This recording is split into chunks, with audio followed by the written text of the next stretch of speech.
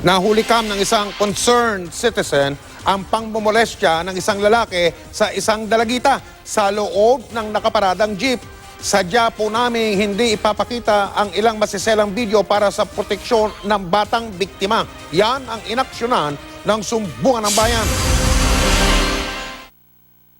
Ito ang mga video at litratong ipinadala ng isang concerned citizen sa Sumbungan ng Bayan. Magkausap lang sa simula ang lalaki at dalagita sa isang nakaparadang jeep. Hindi nila inasahan ang mga sumunod na tagpo. Hinawakan niya yung maselang parte ng bata. Ilan pang masiselang eksena ang nakita ni Terry. Nakita ko na lang na na pinahiga niya yung bata. Parang hinalikan niya yung gusto kong sugurin yung driver. Pero for the sake of yung safety ng sa bahay namin, hindi ko na lang ginawa. Huwag mo nang pakialaman, sabi sa akin.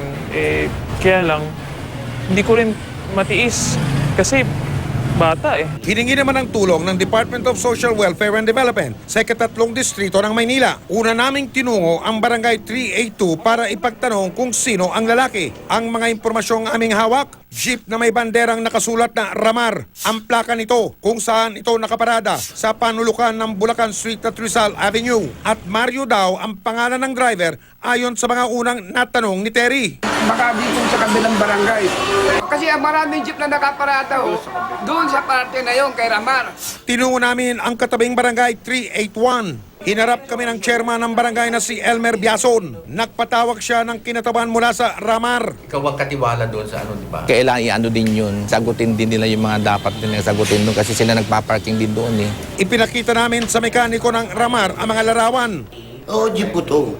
Kasi dyan lang yun. Ay, Kerman, di ba? Sino yung driver? Nakakagulat naman. Kasi yung driver na sinasabi ng Mario, wala na. Ayon sa mekaniko, hindi niya kilala ang lalaki at ang dalagita. Ang magagawa lang muna raw nila ay idokumento ang ulat. Kailangan may blotter din sa barangay. Para kung magkaroon man ng follow-up, may lead na rin. Dodoblehin namin ng pagbabantay din namin kasi usually may CCTV na. At the same time, kailangan may rubing yan. Kung may alam kayong ganitong uri ng mga kaso, ipagbigay nyo alam agad sa pinakamalapit na barangay o tanggapan ng DSWD. Huwag kayong manahimik o magdalawang isip. Kung may alam kayong katiwalayan o reklamo, ipaalam ninyo sa Sumbungan ng Bayan. Dahil ang inyong sumbong, asahan ninyo na mabibigyan ng aksyon. Diyan naman sa mga tiwali dyan, sa mga kawatan at mapagsamantala, ito ang tandaan ninyo. Hindi namin kayo tatantanan.